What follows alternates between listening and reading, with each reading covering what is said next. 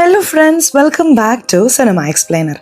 ഇന്ന് നമ്മൾ 2019 പുറത്തിറങ്ങിയ ഖൗരെ ബൈരെ ആജ് എന്ന ബംഗാളി സിനിമയെ കുറിച്ചിട്ടാണ് നോക്കാൻ പോകുന്നത്. നിങ്ങളുടെ ഭർത്താവിനെ നിങ്ങൾ സത്യസന്ധമായി സ്നേഹിക്കുന്നുണ്ടെങ്കിലോ അല്ലെങ്കിൽ നിങ്ങളുടെ ഭാര്യയെ നിങ്ങൾ സത്യസന്ധമായി സ്നേഹിക്കുന്നുണ്ടെങ്കിലോ ഈ സിനിമ നിങ്ങൾക്കുള്ളതല്ല. കാരണം ഈ കഥ അത്രത്തോളം വലിയൊരു ആഘാതം നൽകുന്ന രീതിയിൽ വളരെ വേദനിപ്പിക്കുന്ന ഒന്നായിരിക്കും. അതിനാൽ ഈ കഥയെക്കുറിച്ച് അറിയണമെന്ന് ആഗ്രഹമുള്ളവർ മാത്രം ഈ വീഡിയോ കാണാം. ഡൽഹിയിലുള്ള തൻ്റെ സുഹൃത്തിൻ്റെ വീട്ടിലേക്ക് വരുന്ന സന്ദീപ് എന്ന വ്യക്തി തൻ്റെ സുഹൃത്തും അവൻ്റെ ഭാര്യയും ഒന്നിച്ചിരിക്കുന്ന സമയത്ത് പല അവിചാരിതമായ പ്രശ്നങ്ങളും ഉണ്ടാക്കുന്നു. അതൊക്കെ കാണുമ്പോൾ നിങ്ങളുടെ നെഞ്ച് തന്നെ പിടച്ചു പോകും. സിനിമയിലേക്ക് കടക്കുന്നതിന് മുമ്പ് ഞാൻ എന്നും പറയുന്ന പോലെ ചാനൽ ഇതുവരെ സബ്സ്ക്രൈബ് ചെയ്യാതെയാണ് നിങ്ങൾ വീഡിയോ കാണുന്നതെങ്കിൽ ചാനൽ ഒന്ന് സബ്സ്ക്രൈബ് ചെയ്ത് തൊട്ടടുത്തുള്ള ബെല്ലൈക്കൺ ഒന്ന് അമർത്തിയാൽ ഞങ്ങൾ അപ്ലോഡ് ചെയ്യുന്ന പുതിയ വീഡിയോസ് നിങ്ങൾക്കരികിലേക്ക് ഉടൻ തന്നെ എത്തുന്നതായിരിക്കും. സോ നമുക്ക് അധികം വൈകാതെ തന്നെ സിനിമയിലേക്ക് കടക്കാം. സിനിമയുടെ തുടക്കത്തിൽ തന്നെ നമ്മുടെ നായികയായ ബൃന്ദയെ കാണിക്കുന്നു. അവർ സ്വന്തം വീട്ടിൽ തകർന്നു പോയിരിക്കുകയാണ്. ചുറ്റുമുള്ളവരെല്ലാവരും അവരുടെ മുമ്പിൽ നിന്ന് കരയുന്നുണ്ട്. അവർക്ക് ധൈര്യം പകർന്നുകൊണ്ടും ഇരിക്കുന്നുണ്ട്. നമ്മുടെ നായിക ബൃന്ദയ്ക്ക് എന്ത് സംഭവിച്ചു, അവർ യഥാർത്ഥത്തിൽ ആരാണ് എന്നുള്ളത് ഒരു ചെറിയ ഫ്ലാഷ് ബാക്കിലൂടെ പറയുന്നുണ്ട്. കൽക്കത്തയ്ക്ക് അടുത്തുള്ള ഒരു ചെറിയ ഗ്രാമത്തിൽ ജനിച്ച പെൺകുട്ടിയാണ് നമ്മുടെ നായികയായ ബൃന്ദ. അവർ ഒരു പിന്നോക്ക സമുദായത്തിൽ ജനിച്ചവളാണ്. ഒരു കൽക്കരി ഖനിയിലാണ് ബൃന്ദയുടെ അച്ഛനും അമ്മയും ജോലി ചെയ്തിരുന്നത്. അവിടെ നടന്നൊരു വെടിവെപ്പിൽ അവർ അവിടെ തന്നെ മരിച്ചു പോവാണ്. അതിനുശേഷം നമ്മുടെ ബൃന്ദ അനാഥയായി മാറി. എന്ത് ചെയ്യണമെന്ന് അറിയാതെ തന്റെ മുത്തശ്ശിയെ തേടി വരാണ്. ബൃന്ദയുടെ മുത്തശ്ശി ഒരു വലിയ വീട്ടിൽ വേലക്കാരിയായി ജോലി ചെയ്യുകയായിരുന്നു. അതാണ് നമ്മുടെ നായകനായ നിഖിലേഷിന്റെ വീട്. നിഖിലേഷ് പരമ്പരാഗതമായ വളരെ പണക്കാരനായി ജീവിക്കുകയാണ്. അങ്ങനെ ബൃന്ദ 10ാം വയസ്സിൽ നിഖിലേഷിന്റെ വീട്ടിലേക്ക് വരുന്നു. അപ്പോൾ നമ്മുടെ നായകൻ നിഖിലേഷിന് 21 വയസ്സാണ്. അദ്ദേഹം ജേർണലിസം പഠിക്കുകയായിരുന്നു. ഇപ്പോൾ ഈ കഥ 15 വർഷത്തിന് ശേഷമാണ് കാണിക്കുന്നത്. നിഖിലേഷിന്റെ വീട്ടിൽ വളർന്ന നമ്മുടെ ബൃന്ദ ഇപ്പോൾ അതേ നിഖിലേഷിനെ വിവാഹം കഴിച്ച് അദ്ദേഹത്തിന്റെ ഭാര്യയായി മാറി അതേ വീട്ടിൽ ജീവിക്കുന്നതായും കാണിക്കുന്നു. ഇതെങ്ങനെ സംഭവിച്ചു എന്നൊരു ചോദ്യം നിങ്ങൾക്കുണ്ടാകും. കാരണം അനാഥയായി വന്ന ബൃന്ദയെ നിഖിലേഷിന്റെ അച്ഛനും അമ്മയുമാണ് പിന്തുണ നൽകി വളർത്തിയത്. കാലക്രമേണ ബൃന്ദ വളർന്നപ്പോൾ നിഖിലേഷിന് ബൃന്ദയെ വളരെ ഇഷ്ടമായി. അങ്ങനെയാണ് ഇപ്പോൾ വിവാഹത്തിൽ വന്ന് അവസാനിച്ചത്. ഇപ്പോൾ നിഖിലേഷിന് ഏകദേശം 40 വയസ്സാകാറായി. അദ്ദേഹം ജേർണലിസം ഒക്കെ പഠിച്ച് ഇന്ത്യ നൗ എന്ന പേരിൽ ഒരു വലിയ പത്രത്തിൽ CEO ആയും ജോലി ചെയ്യുന്നുണ്ട്. നമ്മുടെ നായകൻ നിഖിലേഷിനെ സംബന്ധിച്ചിടത്തോളം ഒരു കക്ഷിക്കും പിന്തുണ നൽകില്ല. വളരെ സത്യസന്ധമായി എല്ലാ വാർത്തകളും അദ്ദേഹം തന്റെ പത്രത്തിൽ നൽകും. അതുകൊണ്ട് തന്നെ അദ്ദേഹത്തിന് ഒരുപാട് ശത്രുക്കളുമുണ്ട്. എന്തൊക്കെയായാലും നമ്മുടെ നായകൻ ഒരു ബംഗാളിയാണെങ്കിലും ഇപ്പോൾ ഡൽഹിയിലാണ് ജോലി നോക്കുന്നത്. അങ്ങനെ ഇരിക്കെയാണ് നമ്മുടെ നായകന് ഒരു ഉറ്റ സുഹൃത്ത് ഉണ്ടാകുന്നത്. അവന്റെ പേര് സന്ദീപ്. നായകന്റെ കൂടെ തന്നെ ജേർണലിസം പഠിച്ചവനാണ്. എന്നാൽ അതിനുശേഷം അവിടെയുള്ള ഒരു ഹിന്ദു നാഷണലിസ്റ്റ് പാർട്ടിയിൽ ചേർന്ന് പാർട്ടി പ്രവർത്തനങ്ങളൊക്കെ ചെയ്ത് ഇപ്പോൾ ആ പാർട്ടിയിൽ വലിയൊരു ഉത്തരവാദിത്തത്തിലും വന്നിട്ടുണ്ട് ആ സന്ദീപ്. ഡൽഹിയിലുള്ള ക്ഷേത്രങ്ങളെയൊക്കെ നവീകരിക്കണം എന്നൊരു ജോലിക്കായാണ് സന്ദീപ് ഡൽഹിയിലേക്ക് വരാൻ പോകുന്നതെന്ന് അവന്റെ സുഹൃത്തായ നിഖിലേഷ് അറിയുന്നു. നമ്മുടെ സുഹൃത്ത് സന്ദീപിനെ കണ്ടിട്ട് എത്രയോ വർഷങ്ങളായി. അവനോട് വന്നിട്ട് എന്തിനാണ് വേറൊരു സ്ഥലത്ത് താമസിക്കുന്നത്, നമ്മുടെ വീട്ടിൽ തന്നെ താമസിപ്പിക്കാമല്ലോ, അങ്ങനെ നമ്മുടെ സുഹൃത്തിന്റെ കൂടെ തന്നെ ഇരിക്കാമല്ലോ എന്ന രീതിയിൽ നമ്മുടെ നായകൻ വളരെ സന്തോഷിക്കുകയാണ്. ഇപ്പോൾ ഈ കാര്യത്തിൽ തന്റെ ഭാര്യയായ ബൃന്ദയോടും പറയുന്നു. നായിക ബൃന്ദയെ നായകൻ നിഖിലേഷ് വളരെ നന്നായി തന്നെ നോക്കിയാലും അവർക്കുള്ളിൽ ഒരു കുറവുണ്ട്. ഭർത്താവ് കുറച്ച് വയസ്സായ ആളാണ് എന്നൊക്കെയുള്ള ചിന്തകൾ.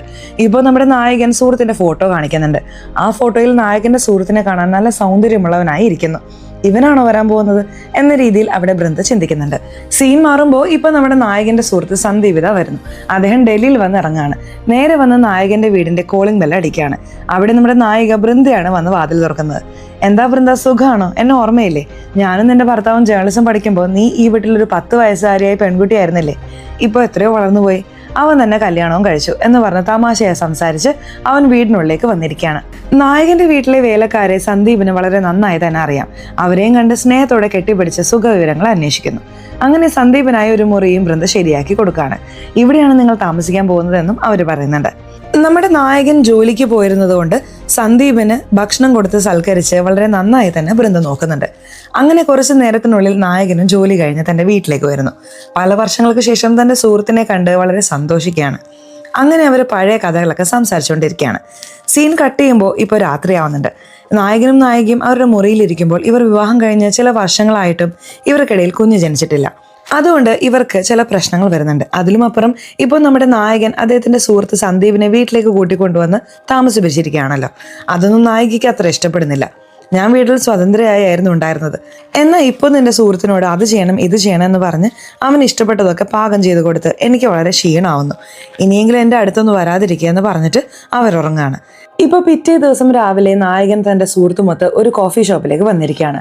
സുഹൃത്ത് സന്ദീപ് ചോദിക്കുന്നുണ്ട്, നിന്നോട് ഞാൻ ഒരു കാര്യം ചോദിക്കട്ടെ, തെറ്റായി കരുതരുത്. നീ ഒരു ഉയർന്ന സമുദായത്തിൽപ്പെട്ടവൻ. എന്നാൽ നിന്റെ വീട്ടിൽ വേലക്കാരിയുടെ കൊച്ചുമകളായി വന്ന ഈ പെൺകുട്ടി ഒരു പിന്നോക്ക സമുദായത്തിൽപ്പെട്ടവളാണ്. ഇവിടെ പോയി നീ എന്തിനാണ് വിവാഹം കഴിച്ചത്? നമ്മുടെ വീട്ടിൽ തന്നെ താമസിപ്പിക്കാമായിരുന്നല്ലോ, വേലക്കാരിയായി നിർത്താമായിരുന്നില്ലേ എന്ന രീതിയിൽ ചോദിക്കുകയാണ്. ഇതിലൂടെ തന്നെ നായകന്റെ സുഹൃത്ത് സന്ദീപ് എങ്ങനെയുള്ള സ്വഭാവമുള്ളവനാണെന്ന് നിങ്ങൾക്ക് മനസ്സിലായിട്ടുണ്ടാവും.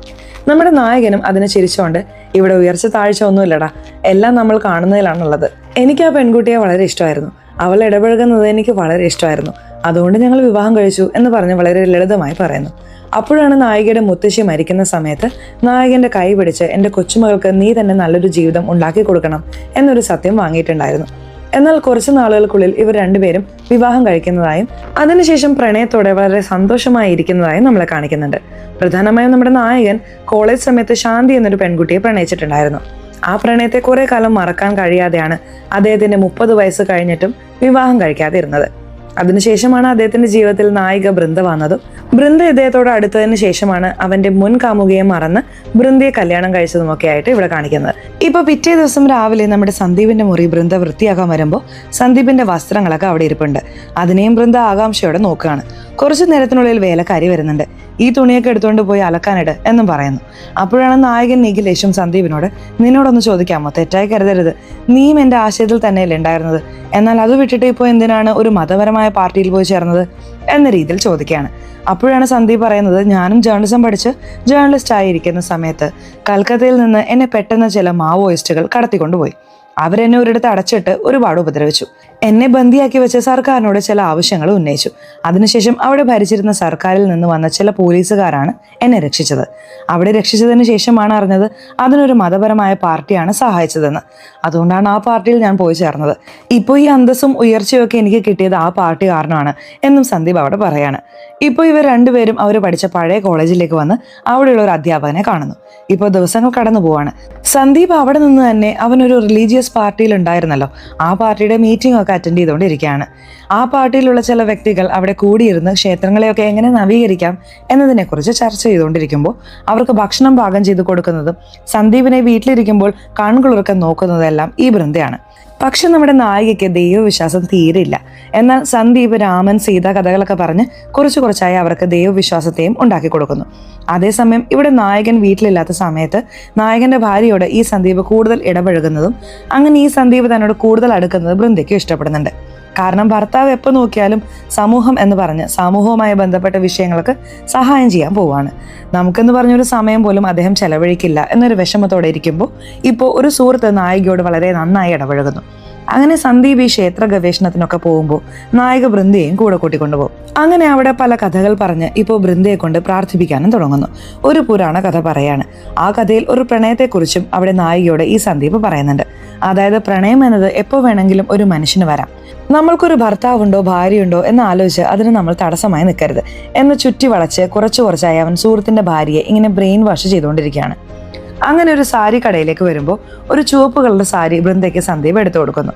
എന്ത് കാര്യമാണ് ചെയ്യുന്നത്, എന്തിനാണ് ഈ സാരി എന്ന രീതിയിൽ അവർ ഞെട്ടുകയാണ്. ഇത് നമ്മുടെ ബംഗാളികളുടെ പരമ്പരാഗത സാരിയാണ്, നിങ്ങൾക്ക് വളരെ നന്നായി തന്നെ ചേരും, ഉടുത്തോളൂ എന്ന രീതിയിൽ പറയാണ്. ഇങ്ങനൊരു സമയത്താണ് നമ്മുടെ നായകൻ ഒരു ഡോക്യുമെന്ററി എടുക്കണമെന്ന് പറഞ്ഞ് തിടുക്കപ്പെട്ട് പുറപ്പെടുകയാണ്. ഒരാഴ്ച വീട്ടിലുണ്ടാവില്ല എന്ന രീതിയിലും അവിടെ തന്റെ ഭാര്യയോട് നായകൻ പറയുന്നുണ്ട്. അങ്ങനെ അദ്ദേഹം വസ്ത്രങ്ങൾ എടുത്തു വെച്ചുകൊണ്ടിരിക്കുമ്പോഴാണ് അവിടെ നായികയ്ക്ക് സന്ദീപ് വാങ്ങിക്കൊടുത്ത സാരി നായകൻ ശ്രദ്ധിക്കുന്നത്. ഇതേത് സാരി എന്ന് ചോദിക്കുമ്പോൾ, നിങ്ങളെ സുഹൃത്താണ് വാങ്ങി തന്നത്, ഞാൻ എത്രയോ വേണ്ട എന്ന് പറഞ്ഞു, പക്ഷെ വാങ്ങി തന്നു, അതുകൊണ്ട് വാങ്ങിച്ചു എന്ന രീതിയിൽ അവർ പറഞ്ഞിട്ട് ഇപ്പോൾ ആ സാരി കണ്ണാടിയിൽ വെച്ച് ഹീറോയിൻ നോക്കിക്കൊണ്ടിരിക്കുമ്പോൾ അതിനെയും നായകൻ ശ്രദ്ധിക്കുന്നുണ്ട്. ഈ സാരിയിൽ എൻ്റെ ഭാര്യ മനോഹരിയായി തന്നെ ഇരിക്കുന്നുണ്ട് എന്ന് പറഞ്ഞ് നായികയുടെ അടുത്തേക്ക് അദ്ദേഹം അടുക്കുകയാണ്.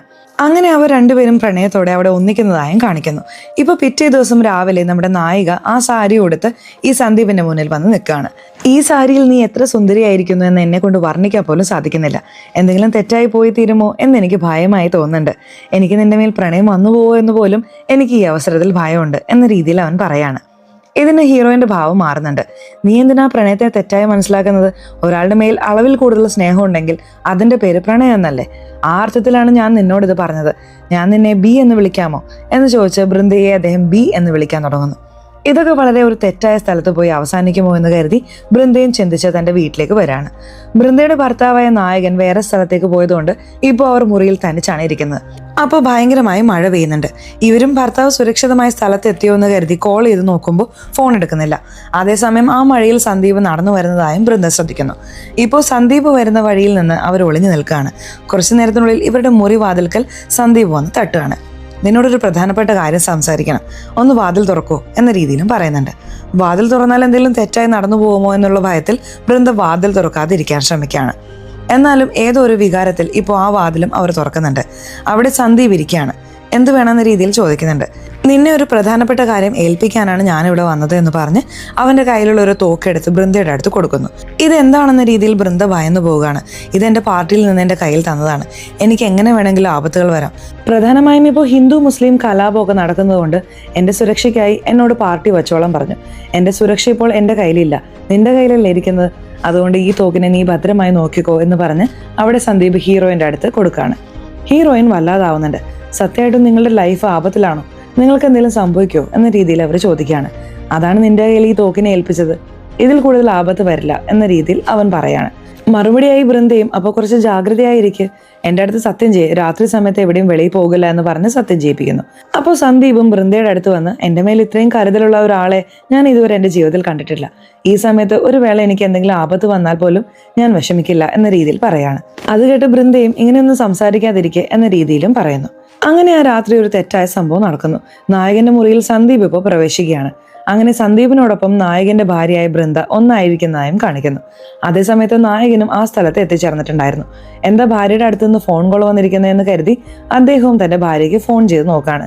എന്നാൽ അവർ ഫോൺ എടുക്കുന്നില്ല.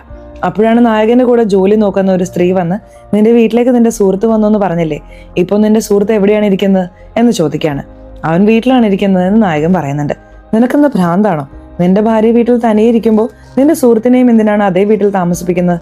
ഇപ്പോഴെങ്കിലും അവനെ എന്തെങ്കിലും ക്വാർട്ടേഴ്സിൽ താമസിപ്പിച്ചൂടെ എന്ന രീതിയിൽ ചോദിക്കുകയാണ്. അവിടെ നായകനും ഒരു ചെറിയ സംശയം വരാണ്. എന്നാലും സുഹൃത്തിന്റെ മേലൊരു വിശ്വാസം ഉണ്ടെന്ന് അദ്ദേഹം കരുതുന്നു. ഇപ്പോൾ അടുത്ത ദിവസം രാവിലെ ആവുന്നു. ഇപ്പോൾ ഹീറോയിന്റെ ബെഡിൽ സന്ദീപ് ഇരിക്കുന്നതായി കാണിക്കുന്നുണ്ട്. അപ്പോൾ ഹീറോയിനും രാവിലെ അലാറം അടിച്ചിട്ടും പെട്ടെന്ന് എഴുന്നേറ്റ് പുറപ്പെടുകയാണ്. അങ്ങനെ മെയിൻ വാതിൽ വന്ന് അവർ തുറക്കാണ്. അപ്പോൾ ആ വാതിലിന് വെളിയിൽ വേലക്കാരി നിന്നുകൊണ്ടിരിക്കുകയാണ്. ഹീറോയിൻ അവിടെ എന്ത് ചെയ്യണമെന്ന് തന്നെ മനസ്സിലാവുന്നില്ല. അയ്യോ, സന്ദീപിനൊപ്പം ഒരേ സ്ഥലത്തിരിക്കുന്ന വേലക്കാരി കണ്ടുപിടിച്ചാൽ തീർന്നില്ലേ എന്ന് കരുതി ഇപ്പോൾ ആ വേലക്കാരി പോകുന്നവരെ അവർ ഒളിഞ്ഞിരുന്ന് വേലക്കാരി പോയതും അവരവരുടെ മുറിയിലേക്ക് പോകുന്നതായി കാണിക്കുന്നു. അങ്ങനെ നായകൻ സ്ഥലത്തില്ലാത്ത ഒരാഴ്ച മുഴുവൻ സന്ദീപിനോടൊപ്പം ഹീറോയിൻ വളരെ സന്തോഷമായി ചുറ്റിക്കറങ്ങുന്നതും അങ്ങനെ സന്ദീപിനെ മുഴുവനായി ഹീറോയിൻ പ്രണയിക്കുന്നത് പോലെയും ആ ഒരു ദിവസം മാത്രമല്ല എല്ലാ ദിവസവും സന്ദീപിന്റെ മുറിയിലാണ് ഹീറോയിൻ ഉറങ്ങുന്നത് എന്നൊക്കെ കാണിക്കുകയാണ്. ഇപ്പോൾ ഒരാഴ്ച കഴിഞ്ഞ് വരേണ്ട നായകൻ ഒരു ദിവസം മുമ്പ് തന്നെ അദ്ദേഹത്തിന്റെ വീട്ടിൽ തിരിച്ചെത്തുന്നു. അപ്പോൾ നായകന്റെ വീട്ടിലിരിക്കുന്ന അദ്ദേഹത്തിന്റെ കസേരയിൽ സുഹൃത്ത് സന്ദീപിന്റെ പാർട്ടിയിലുള്ള ഒരു വ്യക്തി വന്നിരിക്കുന്നുണ്ട്. നീ ആരാണെന്ന രീതിയിൽ നായകൻ ചോദിക്കുന്നുണ്ട്. ഞാൻ സന്ദീപ് സാറിന്റെ അസിസ്റ്റന്റ് ആണ്, അറിയാതെ നിങ്ങളുടെ കസേരയിൽ ഇരുന്ന് പോയി എന്ന് പറഞ്ഞിട്ട് അവൻ വെളിയിൽ പോവാണ്. ഇപ്പോൾ കുറച്ചു നേരത്തിനുള്ളിൽ അവിടെ വളരെ ചിരിച്ചുകൊണ്ട് എവിടെയോ വെളിയിൽ പോയിട്ട് ഹീറോയിനും ഈ സന്ദീപും വീട്ടിൽ തിരിച്ചെത്താണ്. അപ്പോൾ ഹീറോയിന്റെ മുഖത്ത് കുങ്കുമം ഇരിക്കുന്നതും അവർ ഏതോ ഒരു അമ്പലത്തിൽ പോയിട്ട് വരുന്ന പോലെയും നായകൻ അവരെ ശ്രദ്ധിക്കുന്നു. എന്താ പതിവില്ലാതെ നെറ്റിയിൽ കുങ്കുമമൊക്കെ, അമ്പലത്തിൽ പോയോ, നീ ദൈവവിശ്വാസിയല്ലോ എന്ന രീതിയിലും അവിടെ നായകൻ ഹീറോയിനെ നോക്കി ചോദിക്കുകയാണ്. കുറച്ചു നേരത്തിനുള്ളിൽ സന്ദീപും വന്ന് നായകനെ കാണുന്നു. നീ എന്താടാ നാളെ വരുമെന്ന് പറഞ്ഞിട്ട് ഇന്നേ വന്നിട്ടുണ്ടല്ലോ എന്ന രീതിയിലും അവനോട് ചോദിക്കുന്നുണ്ട്. അങ്ങനെ 3 പേരും ഇരുന്ന് സംസാരിക്കാൻ തുടങ്ങാണ്. ഇപ്പോൾ രാത്രിയാവുന്നു. നായകനൊരു ചെറിയ സംശയം ഉണ്ടായിക്കൊണ്ടേയിരിക്കുകയാണ്. തന്റെ ഭാര്യയോടും വീണ്ടും നീ ദൈവത്തെ വിശ്വസിക്കുന്നില്ലല്ലോ, എന്തിനാണ് നീ അമ്പലത്തിൽ പോയത്, അതും ഈ ചുവപ്പ് കളർ സാരി എടുത്തുകൊണ്ട് പോയിരിക്കുന്നത് എന്തിനാണ് എന്ന രീതിയിൽ ചോദിക്കുകയാണ്. ഹീറോയിനും അവിടെ താൻ പെട്ടുപോകുമോ എന്ന് കരുതിയിട്ട് അവിടെ തന്നെ ഭയങ്കരമായി ദേഷ്യപ്പെടാണ്. എത്ര മോശമായാണ് നീ എനിക്ക് മേൽ സംശയം വരുത്തുന്നത്, പോസസീവ്നെസ് ആണോ, ഈ സാരി കൊടുത്തതാണോ നിന്റെ പ്രശ്നം, അല്ലെങ്കിൽ ഞാൻ പോയി അമ്പലത്തിൽ പോയി പ്രാർത്ഥിച്ചാണോ നിന്റെ പ്രശ്നം, നീ എന്താണ് വിചാരിക്കുന്നത് എന്ന രീതിയിൽ അവിടെ തന്റെ ഭർത്താവിനായിട്ട് ഭയങ്കരമായി വഴക്ക് പറയാണ്. ഉടനെ നായകനും തന്റെ ഭാര്യയെ സമാധാനപ്പെടുത്തിയിട്ട് സോറി ഞാൻ അങ്ങനെ ചിന്തിച്ചു പോയി എന്ന രീതിയിലും ഖേദം പ്രകടിപ്പിക്കുന്നു. മറുവശത്ത് സന്ദീപിന്റെ അസിസ്റ്റന്റും നായകനും തമ്മിൽ ഒരു സംഭാഷണം നടക്കുന്നു. ഇവിടെ നമ്മൾക്ക് വിരോധിയായിരിക്കുന്ന ചില ഇസ്ലാമികളൊക്കെ പാകിസ്ഥാനിലേക്ക് പോകേണ്ടത് തന്നെയല്ലേ എന്ന രീതിയിൽ ആ പയ്യൻ പറഞ്ഞുകൊണ്ടിരിക്കുകയാണ്. മറുപടിയായി നായകനും ഭയങ്കര ദേഷ്യം വന്നുകൊണ്ട് ഇന്ത്യ ഒരു സുരക്ഷിതമായ നാടാണ് എന്നതുകൊണ്ടാണ് ഇവിടെ ഹിന്ദു മുസ്ലിം ക്രിസ്ത്യൻ എന്ന് പറഞ്ഞ എല്ലാവരും ഒത്തൊരുമയായി ഇരിക്കുന്നത്. അവരെ പിരിക്കുന്ന രീതിയിൽ ഒരു രാഷ്ട്രീയവും ചെയ്യരുത് എന്ന രീതിയിലും അവിടെ വളരെ കൃത്യമായി തന്നെ സംസാരിക്കുന്നു. ഇത് കേൾക്കുന്ന സന്ദീപിന്റെ അസിസ്റ്റന്റും, സാർ ഞാനൊന്നും തെറ്റായി സംസാരിച്ചില്ല, എനിക്കും ജുനൈദ് എന്ന് പറഞ്ഞൊരു മുസ്ലിം സുഹൃത്തുണ്ട്, ഞങ്ങളുടെ പാർട്ടിക്കുള്ളിൽ സംസാരിച്ചതാണ് ഞാൻ ഇവിടെ വന്ന് സംസാരിക്കുന്നത് എന്ന് പറഞ്ഞ് അവിടെ തന്റെ സുഹൃത്തിന്റെ ഫോട്ടോയൊക്കെ നായകന്റെ അടുത്ത് കാണിക്കുന്നുണ്ട്. ഇപ്പോൾ അടുത്ത ദിവസം രാത്രി നായകനും ഹീറോയിനും ഒരേ മുറിയിൽ ഉറങ്ങുന്നതായി കാണുന്നു. എന്നാൽ അന്നും ഹീറോയിനും നായകനും ഇടയിൽ ഭയങ്കര വഴക്ക് നടക്കുന്നുണ്ട്. നായകൻ വീട്ടിലേക്ക് വന്നത് ഹീറോയിൻ തീരെ ഇഷ്ടപ്പെട്ടില്ല എന്ന് തോന്നുന്നു. ഇപ്പോൾ ആ വഴക്ക് കാരണം നായകൻ ദേഷ്യപ്പെട്ട് അദ്ദേഹത്തിന്റെ വീടിന്റെ ഹാളിൽ തന്നെ കിടക്കുകയാണ്. മറുവശത്ത് ഹീറോയിനും അവരുടെ മുറിയിലേക്ക് പോകുമ്പോൾ ആ മുറിക്ക് എതിർഭാഗത്തല്ലേ സന്ദീപിന്റെ മുറി ഇരിക്കുന്നത്. അങ്ങനെ സന്ദീപും ഹീറോയിനും ഒരു പ്രാവശ്യം നോക്കിക്കൊണ്ട് അവർക്ക് സംസാരിക്കാൻ കഴിയാതെ ഹീറോയിനും എന്തോ പോലെ ആയിട്ട് അവരുടെ മുറിയിലേക്ക് തിരിയുന്നതായി കാണിക്കുന്നു. ഇപ്പോൾ സന്ദീപ് നായകന്റെ അടുത്ത് ഒരു പ്രധാനപ്പെട്ട കാര്യം സംസാരിക്കാമെന്ന് പറഞ്ഞ് നായകന്റെ മുറിയിലേക്ക് വരാണ്. എന്നാൽ നായകനെ ആ സ്ഥലത്ത് ഏതോ ഒരു വ്യക്തി ഫോൺ ചെയ്ത് ഭീഷണിപ്പെടുത്തിക്കൊണ്ടിരിക്കുകയാണ്. നീ യഥാർത്ഥ റിപ്പോർട്ട് കൊടുക്കാൻ പാടില്ല, അങ്ങനെ കൊടുത്താൽ നിന്നെ ഞാൻ കൊന്നുകളയും എന്ന രീതിയിലൊക്കെ ഭീഷണിപ്പെടുത്താണ്. എന്നാൽ നായകനാണെങ്കിൽ ഒട്ടും ഭയപ്പെടാതെ നീ എൻ്റെ വീട്ടിലേക്ക് വടാ എന്ന രീതിയിലും പറഞ്ഞ് ഫോൺ വെക്കുകയാണ്. ഇപ്പോൾ തന്റെ സുഹൃത്തിനെ കണ്ട നായകൻ, ഞാനൊരു ഡോക്യുമെന്ററി എടുക്കുന്നതിനായി ഒരു 2-3 മാസം പുറത്തേക്ക് പോകാനായി ഇരിക്കുകയാണ്. ഒരാഴ്ച ആയതുകൊണ്ട് നീ എൻ്റെ വീട്ടിൽ എൻ്റെ ഭാര്യയോടൊപ്പം തങ്ങി, എന്നാൽ ഇപ്പോൾ 3 മാസം ഞാനില്ലാതെ നീ ഈ വീട്ടിൽ എങ്ങനെ ഇരിക്കും? നീ ഏതെങ്കിലും ക്വാർട്ടേഴ്സ് നോക്കിക്കോളൂ എന്ന രീതിയിലും തന്റെ സുഹൃത്ത് സന്ദീപിനോട് നായകൻ ആവശ്യപ്പെടുന്നു. മറുപടിയായി സന്ദീപും, കുറച്ച് നാൾക്കുള്ളിൽ ആ ക്വാർട്ടേഴ്സ് ഞാൻ നോക്കിക്കോളാം, അതുവരെ നിന്റെ വീട്ടിലൊന്ന് തങ്ങാം എന്ന രീതിയിലും പറയാണ്. അങ്ങനെ നായകൻ വീണ്ടും സ്ഥലത്ത് നിന്ന് ഡോക്യുമെന്ററി എടുക്കുന്നതിനായി പാവപ്പെട്ട ജനങ്ങളെയൊക്കെ വന്ന് നോക്കിക്കൊണ്ടിരിക്കുകയാണ്. അദ്ദേഹം ഒരു വശം ഡോക്യുമെന്ററി എടുത്താലും ഇനിയും തന്റെ ഭാര്യയുടെ മേൽ ഒരു ചെറിയ സംശയം നായകന് ഉണ്ടാവുന്നുണ്ട്. നമ്മളില്ലാതെ നമ്മുടെ ഭാര്യ എന്ത് ചെയ്യുമെന്ന രീതിയിലാണ് അദ്ദേഹം ആലോചിച്ചുകൊണ്ടിരിക്കുന്നത്. ഇങ്ങനൊരു വേളയിലാണ് നമ്മുടെ ഹീറോയിന് ഒരു അതിശയിപ്പിക്കുന്ന കാര്യം അറിയാൻ കഴിയുന്നത്. അവർ പ്രഗ്നൻസി കിറ്റ് വെച്ച് ടെസ്റ്റ് ചെയ്ത് നോക്കുമ്പോൾ അവർ ഗർഭിണിയാണെന്നുള്ള വിവരം അറിയുന്നു. ഇത് അവിടെ ഇരിക്കുന്ന ഡോക്ടറും സ്ഥിരീകരിക്കുന്നു. എന്നാൽ ഹീറോയിന് അവിടെ ചെറിയൊരു കുഴപ്പമുണ്ടാവുന്നുണ്ട്. ഇപ്പോൾ വയറ്റിൽ വളരുന്ന കുഞ്ഞ് ആരുടെ കുഞ്ഞാണ് എന്ന രീതിയിൽ സംശയം തോന്നുന്നു. ഇത് ഭർത്താവിനോട് പറയണോ വേണ്ടയോ, പറഞ്ഞ എന്തെങ്കിലും പ്രശ്നം ഉണ്ടാവുമോ എന്ന് കരുതി ഇത് ഞാൻ ഒഴിവാക്കുകയാണ് എന്ന രീതിയിലും ഡോക്ടറോട് പറയുന്നു. അപ്പോഴാണ് ഡോക്ടറും, നിങ്ങൾ പല വർഷമായി പ്രഗ്നൻസിക്കായി കാത്തിരുന്നതല്ലേ, പല പ്രാവശ്യവും നിങ്ങൾക്കത് അലസിപ്പോയിട്ടുണ്ട്, എന്നാൽ ഇത്തവണ അത് പ്രശ്നമില്ലാതെ നിങ്ങൾക്ക് സുഖപ്രസവമാകാൻ തന്നെ സാധ്യതയുണ്ട്, അതുകൊണ്ട് നിങ്ങൾ എങ്ങനെ ഒഴിവാക്കണമെന്ന് തീരുമാനം എടുക്കരുത്. എന്തായാലും നിങ്ങളുടെ ഭർത്താവിനോടൊന്ന് ആലോചിച്ച് സംസാരിച്ചിട്ട് രണ്ടുപേരും ചേർന്ന് നിങ്ങളുടെ തീരുമാനത്തെ പറഞ്ഞാലേ അടുത്തത് എന്ത് ചെയ്യാൻ കഴിയുമെന്ന് ഞങ്ങൾക്ക് തീരുമാനിക്കാൻ കഴിയൂ എന്ന രീതിയിലും ഡോക്ടർ പറയാണ്. ഇപ്പോൾ ഹീറോയിൻ വലിയൊരു സമ്മർദ്ദത്തിനുള്ളിലായിട്ട് അകപ്പെടുന്നു.